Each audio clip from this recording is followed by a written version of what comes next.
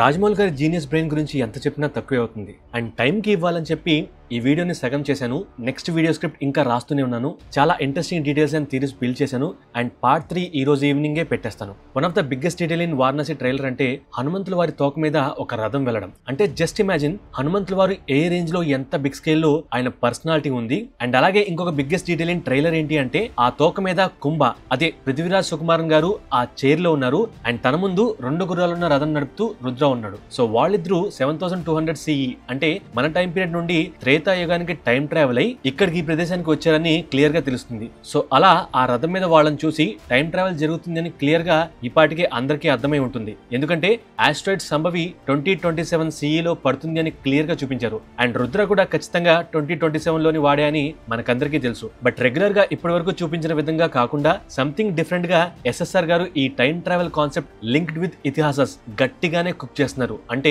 ఇతిహాసానికి time travel కి biggest connection పెట్టారు. అలా పెట్టి ఏదో ఊరికే టైం ట్రావెల్ అయిపోయి అలా వెళ్ళి కావాల్సింది తీసుకొని వచ్చేసారు అనేది కాకుండా చాలా logics and back story and value for the time travel with intensity ఖచ్చితంగా పెడతారు.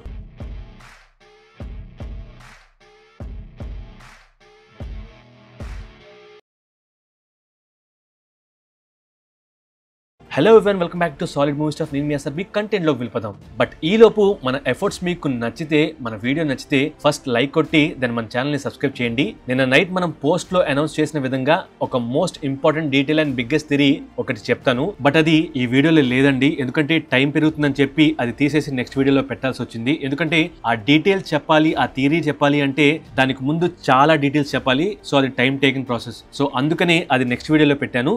అండ్ అది తెలిస్తే మీకు రాజమౌళి గారి థాట్స్ ఏంటి, అసలు ఇలా కూడా ఆలోచిస్తారా అనే విధంగా ఉంటాయి. ఆర్ ఎప్పటిలాగానే మన థియరీ రాంగ్ అయితే మనం చెప్పిన దాని మీద కూడా ఒక ఫుల్ లెంత్ మూవీని తీయొచ్చు. సో ఆ డీటెయిల్ అండ్ థియరీ అనేది ఒక్కసారిగా చెప్పేది కాదు. దానికంటే ముందు వాల్మీకి రామాయణంలోని ఖండాల్లోని కొన్ని సర్గల్లో ఉండే విశేషాలు, ముఖ్యంగా యుద్ధకాండలో ఉండే సర్గల గురించి మాట్లాడుకోవాలి. అది కూడా యుద్ధకాండ 67 నుండి స్టార్ట్ అవుతుంది. సో అదంతా క్లియర్ గా దాని గురించి ఎక్స్ప్లెయిన్ చేస్తాను. బట్ దానికంటే ముందు ఈసారి డీటెయిల్స్ ముందు చెప్పి దాని ఎక్స్ప్లెనేషన్ తో పాటు అన్నిటినీ కలుపుకుంటూ థియరీగా మాట్లాడుకుందాం. సో డీటెయిల్స్ లోకి వెళ్తే 7200 BCE చూపించగానే ఫస్ట్ టైం హనుమంతుల వారిని చూసినప్పుడు ఏంటి ఇది నిజమేనా అని నేనైతే అనుకున్నాను. దెన్ కెమెరా మూమెంట్ స్టార్ట్ అవ్వగానే రుద్ర నడిపే ఆ రథం కనిపించింది. దెన్ అదొక shocking visuals with goose bumps overloaded. అంటే ఎక్సైట్మెంట్ అలా ఉంది. అదంతా ఉన్నా వెంటనే ఒకటి మన మైండ్ లో గట్టిగా స్ట్రైక్ అయింది. అదే శ్రీరాములు వారు గాని ఆయన టీమ్ లో ఉండే ఎవరైనా సరే, ఈవెన్ రావణాసురుడి మంచి తమ్ముడు ధర్మబద్ధమైన విభీషణుడు కూడా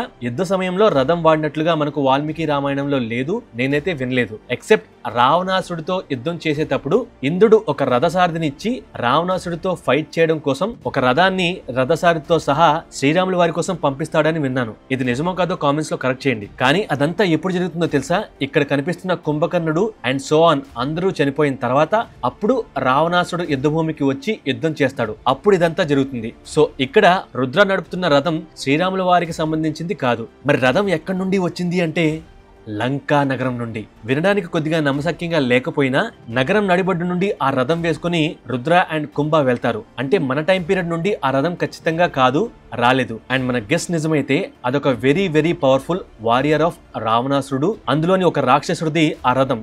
సో దాన్ని వేసుకుని లంకా నగరపు రావణుడు కోట నుండి అవలీలగా వీళ్ళిద్దరూ బయటకు వస్తారు. సో ఆ రథం లంకా నగరానికి చెందిన అత్యంత క్రూరుడైన రాక్షసుడి రథం. సరే, దాని గురించి కాసేపు పక్కన పెడదాం. అలాగే ఇక్కడ మెజారిటీ ఆఫ్ వానర సైన్యం శ్రీరాముల వారితో ఉన్నారు. వాళ్ళు ఈ రథాలు గట్రా ఇవేమీ ఉపయోగించరు. చెట్లు పీకామా, అపోనెంట్స్ మీద నూకామా అన్నట్లుగా అంత ఫెరోషియస్ గా రాముల వారి కోసం డెడికేటెడ్ గా వార్ చేస్తూ ఉంటారు.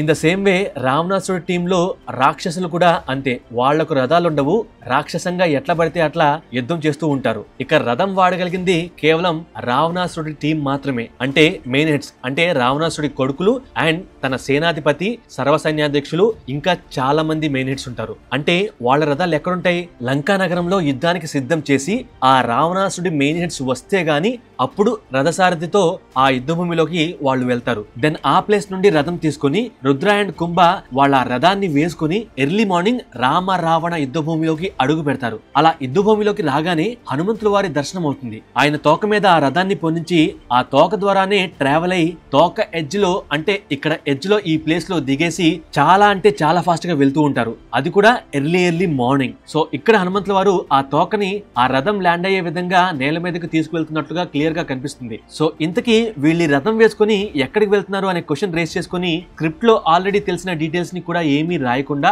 అక్కడే స్టక్ అయిపోయి వదిలేసి ఇదంతా కాదు మళ్ళీ వాల్మీకి రామాయణం చదువుదామని స్టార్ట్ చేశాను. ఎక్కడి నుండి మొదలు పెట్టాలి అనే క్వశ్చన్ యుద్ధకాండ అని తెలుసు కానీ ఎక్కడి నుండి అని ఆలోచిస్తే కళ్ళ ముందే ఒక బిగ్గెస్ట్ డీటెయిల్ ఇచ్చారుగా, అదే కుంభకర్ణుని వధ. యుద్ధకాండ సర్గ 67-68లో ఇక్కడ కనిపిస్తున్న సీక్వెన్స్ గురించి రాసుంది. దెన్ అక్కడ మొదలుపెట్టి రావణాసుడి వధ వరకు చదివి మళ్ళీ చదువుతున్నా. మళ్ళీ ఎందుకంటే ఇంకా ఏమన్నా డీటెయిల్స్ దొరుకుతాయేమో అని. సరే అలా రావణాసుడు యుద్ధానికి వచ్చే వరకు చదివి సెకండ్ టైం చదువుతున్నప్పుడు అప్పుడు దొరికిందండి ఒక biggest detail. Then SS Rajamouli గారి మైండ్ బ్లోయింగ్ కాన్సెప్ట్ అప్పుడు అర్థమైందండి. సో టైం ట్రావెల్ చేపిస్తున్నారు, కేవలం హీరో మాత్రమే కాదు విలన్ ని కలుపుకొని వాళ్ళు టైం ట్రావెల్ చేస్తున్నారు. అది కూడా 9225 ఇయర్స్ బ్యాక్ కి టైం ట్రావెల్ చేశారు. అంటే ఇయర్ 2027 నుండి 7200 అంటే 2026 ప్లస్ 7200 టోటల్ 9226 ఇయర్స్. ఆ 1 ఇయర్ ఏమైంది అంటే ఈ మూవీ రిలీజ్ అయ్యే టైంకి ఇయర్ 2027 లో ఉంటాం. సో ఇయర్ కంప్లీట్ అవ్వలేదు, అందుకనే 2026 ప్లస్ 7200 యాడ్ చేశాను. అండ్ ఇయర్ 0 అనేది ఉండదు. ఈ పక్క ఆ పక్క అంటే కామన్ ఎరా సిఈ అంటే మనమున్నది 1 CE తో స్టార్ట్ అవుతుంది. అలాగే బిఫోర్ కామన్ ఎరా BCE కూడా 1 BCE తో స్టార్ట్ అవుతుంది. 2027 CE, 2000 CE, 500 CE, 100 CE, 1 CE and ఇంకా వెనక్కు వెళ్తే 1 BCE, 100 BCE, 1000 BCE, 7000 BCE. So 2027 నుండి వీళ్ళు 9226 ఇయర్స్ వెనక్కి ట్రావెల్ చేసి త్రేతాయుగంలోని లంకా నగరానికి అంటే వాల్మీకి రామాయణం ప్రకారం యుద్ధకాండలో జరిగే సర్గ 67లో చెప్పినట్లుగా కుంభకర్ణ వధ కంటే ముందు వీళ్ళు ఎర్లీ మార్నింగ్ అంటే పొద్దున్నే అక్కడికి చేరుకుంటారు. అది కూడా వాళ్లను హనుమంతుల వారు ఏమీ అనకుండా తన తోక మీద మార్గం చేసి పైనుండి నేల మీదకు దిగేలాగా చేస్తారు. సో అలా ఎందుకు చేశారు, వాళ్ళు ఆ టైం పీరియడ్ లోనే ఎందుకు వచ్చారు అండ్ హనుమంతుల వారు అలా ఎందుకు చేసుంటారు అనే దానికి కూడా క్లియర్ కట్ ఎక్స్ప్లెనేషన్స్ నెక్స్ట్ వీడియోలో పెడతాను. అండ్ నెక్స్ట్ ట్రైలర్ లో త్రేతాయుగంలో చూపించిన విజువల్స్ ని డీకోడ్ చేస్తే హనుమంతుల వారున్న సైజ్ క్లియర్ గా కనిపిస్తుంది. అండ్ కిందున్న వానర సైన్యం వాళ్ళ చేతుల్లో వాళ్ళ ఆయుధాలు అదే గదలు వేసుకొని పోరాడుతున్న దృశ్యాలు మనం క్లియర్ గా చూడొచ్చు. గద అంటే మన హనుమంతుల వారికి కూడా ఒక గద ఉండాలిగా, అది ఎక్కడుంది అంటే తన లెఫ్ట్ హ్యాండ్ మణికట్టు దగ్గర వేలాడుతూ ఉంది. అంటే నార్మల్ సైజ్ లో అది వేలాడుతూ ఉంది, అంత భారీ సైజ్ లో ఒక కీ చైన్ లాగా అది కనిపిస్తుంది. సో ఆ గదని ఎవరైనా సరే ట్రైలర్ ని స్లో మోషన్ లో పెట్టి వెతికితే దొరుకుతుంది. కానీ దాని బ్యాక్ స్టోరీ గురించి మాట్లాడుకుంటే హనుమంతుల వారు అంత భీకరంగా భారీ సైజ్ లో పెరిగిన తర్వాత తనకు ఆయుధం అవసరం లేదు, తన చేతులే తనకు ఆయుధాలు, చుట్టూ ఉన్న అతి భారీ వృక్షాలు ఆయుధాలుగా మలిచి రాక్షసుల పైన వేస్తూ ఉంటారు. అండ్ చుట్టూ ఉన్న కొండరాళ్లే తూటాలుగా రాక్షసుల్ని మసి చేస్తూ ఉంటారు. అందుకనే తన గదను చిన్నగానే నార్మల్ సైజ్ లోనే పెట్టి తన మణికట్టుకి పెట్టుకున్నారు. సో తను భారీగా పెరిగిన తర్వాత తన చేతికున్న కాళ్లకున్న కంకణాలు ఆ గద కంటే చాలా పెద్దగా ఉన్నాయి. అలాగే వానరుల సైన్యం కాషాయ రంగు దుస్తులు వేసుకుని ఉన్నట్లుగా క్లియర్ గా కనిపిస్తుంది. అండ్ వాళ్ళు శ్రీరాములు వారి సైన్యం అన్నట్లుగా జెండాలు అంటే కాషాయ రంగు జెండాలు పట్టుకుని వెళ్తున్నట్లుగా క్లియర్ గా చూడొచ్చు. అండ్ నెక్స్ట్ హనుమంతుల వారు మల్టీ టాస్కింగ్ చేస్తూ ఉంటారు. లైక్ కలియుగం నుండి వస్తున్న రుద్రను తన తోక మీద నుండి కిందకు ల్యాండ్ అయ్యేలాగా ఒక పక్క చేస్తూనే ఇంకొక పక్క ఆ మహావృక్షాన్ని కుడి చేతిలో పట్టుకుని ఉక్రోషంగా భీకరంగా అరుస్తూ ఆ వృక్షాన్ని విసరడానికి సిద్ధంగా ఉన్నారు. అంటే మన భాషలో జావలిన్ త్రో ఎలా వేస్తారో అలా రెడీగా ఉన్నట్లుగా ఆ దృశ్యం ఉంది. సో చాలా ఎనర్జెటిక్ గా చాలా ఫియర్స్నెస్ తో భయంకరంగా యుద్ధం చేస్తున్నారు. అండ్ ఆ మహావృక్షం తీసుకొని వేసేది కుంభకర్ణుడి మీద. అదేంటి శ్రీరాములు వారు కుంభకర్ణుడిని వధించడానికి సిద్ధంగా ఉన్నారు కదా అంటే నిజమే, కానీ శ్రీరాముల వారిని నేల మీద నుండి పైకి ఆ వానర సైన్యం ఎత్తే లోపు ఆంజనేయ స్వామివారు తన స్వామివారికి ఆయన మోస్తున్న తన బలగానికి ఏమీ కాకూడదు అని చెప్పి ఆ కుంభకర్ణుడి చుట్టూ ఉన్న వాళ్ళు స్వామివారి దగ్గరకు రాకూడదు అని చెప్పి ఆల్రెడీ ఒక వృక్షాన్ని విసిరి రెండోదైన తన కుడి చేతిలో ఉన్న వృక్షాన్ని తీసుకొని విసరడానికి సిద్ధంగా ఉన్నారు. ఇంకొక విధంగా స్వామివారి మీదకు ఆ కొండని ఎత్తి విసరడానికి వస్తున్న ఆ కుంభకర్ణుడి మీద కూడా దొరికిన దాన్ని గ్యాప్ లేకుండా విసురుతున్నారు. దెన్ అప్పుడు శ్రీరాముల వారు అలా పైకి చేరుకోగానే తన బాణాలతో కుంభకర్ణుడిని వధిస్తారు. అంటే శ్రీరాముల వారి తన ఫస్ట్ బాణం కుంభకర్ణుడి మీదకు ప్రయోగించే వరకు హనుమంతుల వారు కుంభకర్ణుడిని సివియర్ గా అటాక్ చేస్తూనే ఉంటారు. బట్ కుంభకర్ణుడు ఎవరిని లెక్క చేయకుండా అలా అందరి మీదకు దూసుకుని వస్తూ ఉంటాడు. అప్పుడు కుంభకర్ణుడు ఒక కొండని పెకిలించి అది కుంభకర్ణుడి చేతికి ఒక బండరాయిలాగా ఉంటుంది. చూసే మనకు ఒక కొండని పెకిలించినట్లుగా ఉంటుంది. సో అంత పెద్ద రాయిని తీసుకొని ఇలా విసరడానికి వచ్చి విసిరితే శ్రీరాముల వారు బాణం వేసి ఇక్కడ కనిపిస్తున్న రాయిని రెండుగా చీలుస్తారు. దెన్ కొంతసేపటికి శ్రీరాముల వారు వధిస్తారు.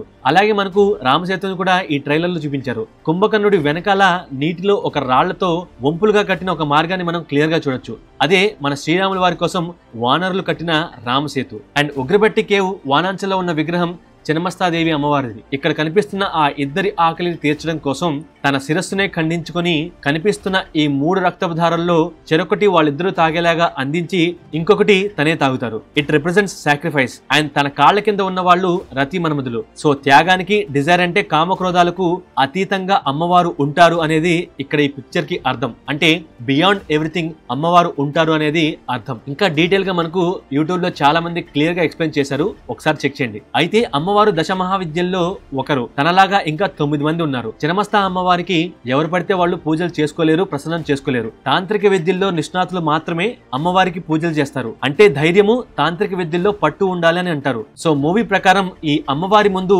ఎవరో తాంత్రికుడు కూర్చొని అమ్మవారి అనుగ్రహం పొందడానికి పూజలు చేస్తున్నట్లుగా క్లియర్ గా కనిపిస్తుంది. సో తను ఆబ్వియస్ గా కుంభ కోసం ఇదంతా చేస్తున్నాడని నేను చాలా క్లియర్ గా చెప్పగలను. దానికి లాజికల్ గా కూడా థియరీ రాశాను. అండ్ ఆ గుహ చుట్టూ ఉన్న మనుషులు కుంభ బాడీ గార్డ్స్. అలాగే అక్కడ హోమగుండంలో ఆ జ్యోతి గ్రీన్ కలర్ లో ఉంది. సో అక్కడ చేస్తున్న ఏదో సాధన ఫలించడానికి సిద్ధంగా ఉన్నట్లుగా కనిపిస్తుంది. అంటే చుట్టూ ఉన్న కాగడాల్లో ఉండే జ్యోతి రెడ్ కలర్ లో ఉంటే పూజ చేసే చోట మాత్రమే గ్రీన్ కలర్ లో ఉంది. అలాగే అక్కడ అమ్మవారి చుట్టూ ఆ హోమగుండం పక్కన మనిషి పొర్రెలున్నట్లుగా క్లియర్ గా కనిపిస్తుంది. లెక్కైతే కుంభ కూడా అక్కడే ఉండాలి. మరి అక్కడ అమ్మవారి ముందు కుంభ లేడు, ఖచ్చితంగా లేడు. కేవలం ఆ తాంత్రికుడు మాత్రమే ఆ పూజా ప్రాంగణంలో ఉన్నాడు. ఈవెన్ బ్లాక్ కలర్ గాడ్స్ కూడా మెట్ల మీద చుట్టూ ఉన్నారు కానీ పూజ జరిగే చోట కింద లేరు. అంటే ఆ తాంత్రికుడికి దూరంగా వాళ్ళందరూ ఉన్నారు. అండ్ ఇక మందాకిని అండ్ రుద్ర ఎక్కడి నుండి వచ్చారు, మందాకిని దగ్గర ఎందుకు గన్ ఉంది, ఆ తర్వాత ఏం జరిగింది అనేది నెక్స్ట్ వీడియోలో డీటెయిల్ గా మాట్లాడుకుందాం. అంటే ఇంకా కంటిన్యూ చేస్తే వెరీ లాంగ్ వీడియో అవుతుంది అండ్ చెప్పిన టైంకి వీడియో రాలేదు. సో అందుకనే నెక్స్ట్ వీడియోలో కంప్లీట్ గా చెప్పేస్తాను. బట్ మిగతా డీటెయిల్స్ విషయానికి వస్తే ఈ బ్లూ కలర్ లైట్ వచ్చేసి మణికర్ణికా ఘాట్ వారణాసిలో టైం ట్రావెలింగ్ జరుగుతుంది. అది కూడా 7200 BC నుండి రిటర్న్ వస్తున్న టైం అది. సో టైం ట్రావెలే అని ఎలా చెప్తున్నాము అంటే అక్కడ ట్రయాంగిల్స్ ని మనం క్లియర్ గా చూడొచ్చు. అండ్ ఇక్కడ ఈ సీన్ లో మనమందరం మహేష్ బాబు గారిని చూసాము, నంది వాహనాన్ని, త్రిశూలాన్ని కూడా చూసాం. కానీ ఆ ప్లేస్ ని క్లియర్ గా అబ్జర్వ్ చేస్తే అది వారణాసి అండ్ గంగా నది ప్రాంగణం.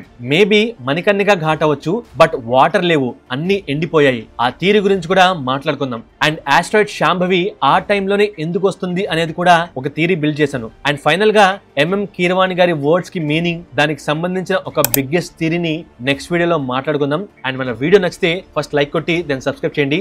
Thank you, love you all.